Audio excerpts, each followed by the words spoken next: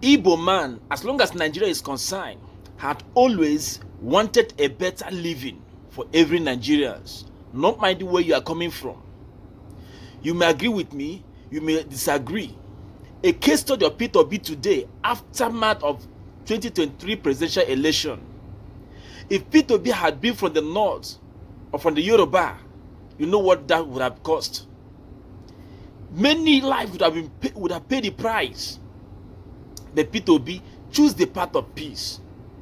Now in this country, talking about cement, as we know, Dangote is the only upper hand today that imports cement and sells cement in Nigeria.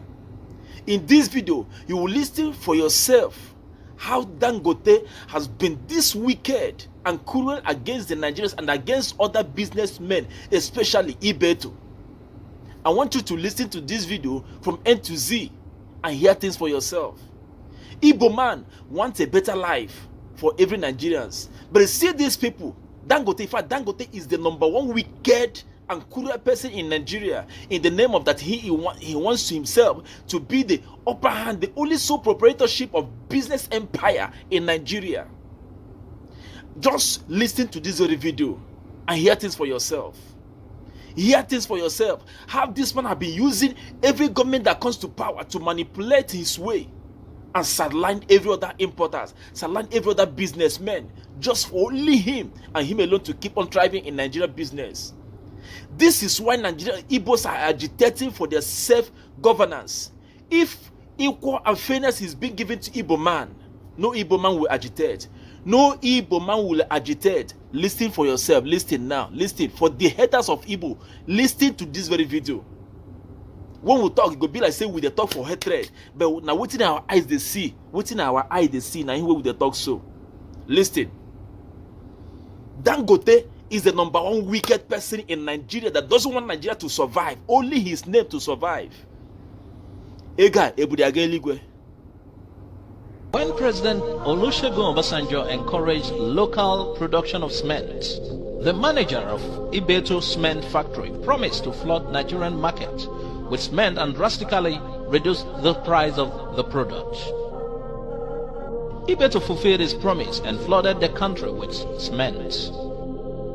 The result was that the price of cement crashed. This jolted Dangote Cement and affected his business adversely. Aliko Dangote wrote a petition to former President Olusegun Obasanjo kicking against the authority the federal government granted Ibeto to import 800,000 metric tons of cement. Former President Olusegun Obasanjo issued a directive that Ibeto was not allowed to import cement into the country until it proved its investment in local production. Dangote was allowed to import cement. Thousands of staffs of Ibeto's men were rendered jobless.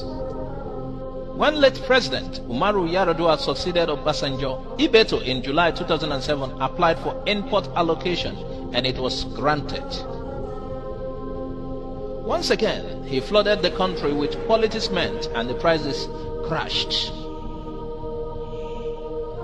Dangote Cement PLC quickly filed a suit alleging that Ibeto Cement Company is gaining undue advantage by the federal government. On its part, the federal government contended that Dangote Cement PLC is plotting to wipe out fair competition and create a monopoly in the industry and transform itself to the only cock that crows in Nigeria. But Ibeto fortified terms of settlement which were entered as consent judgment in the suit. In line with the consent judgment, it will continue to import 1.5 million metric tons of cement per annum for the period between 1st October 2007 and 30th of September 2019. This was in line with the federal government guarantee conveyed in a letter by the Ministry of Trade and Industry dated 5th June 2002.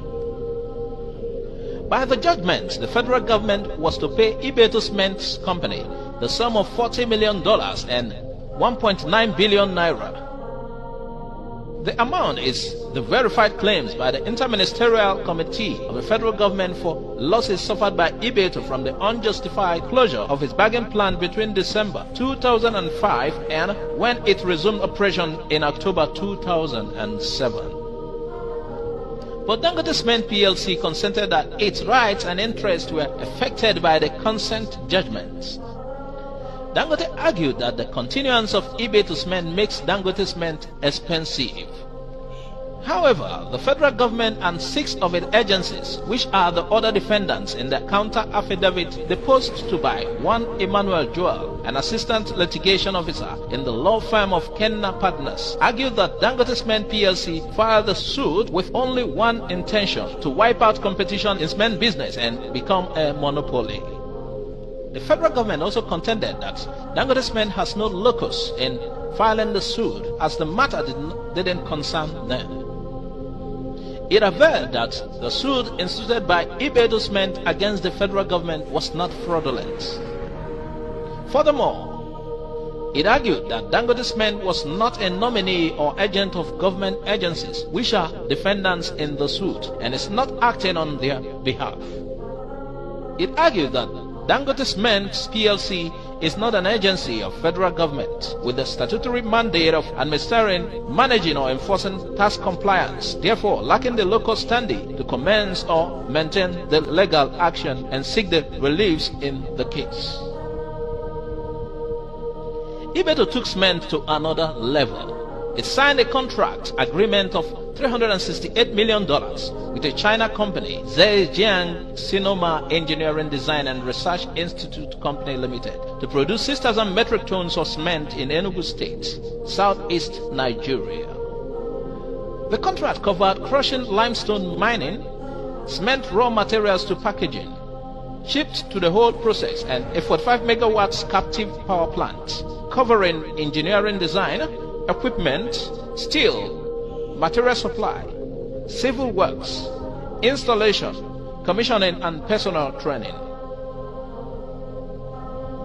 Already, Ibeto Company operates a similar facility in Port Harcourt, Rivers State, which produces 6,000 tons of cement.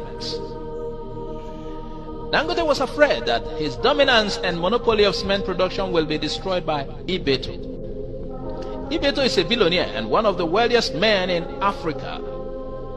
As of 2013, he was estimated to be worth about $3.7 billion by Ventures Africa.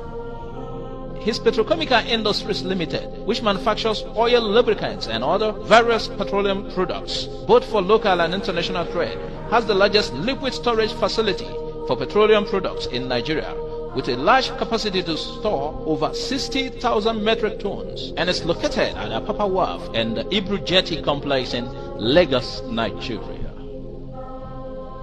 President Buhari came into power. Ibeto Company applied for foreign exchange from the CBN but was denied. Dangote applied and was granted. He has continued to enjoy all manner of waiver. Like Dangote did during the Obasanjo regime, he was said to have approached his Fulani brother. Buhari banned Ibeto Cement. Following the closure of Ibeto Cement by Buhari, the prices of cement jumped from 1,500 naira to 2,500 naira, and Dangote is smiling to the bank. Ibeto's account is frozen. Dr. Cletus Ibeto has been arrested several times, questioned by security agencies, harassed, humiliated, and intimidated. There is no law in the Nigerian law books that Ibeto Company has breached. What then is his crime? Why this mistreatment?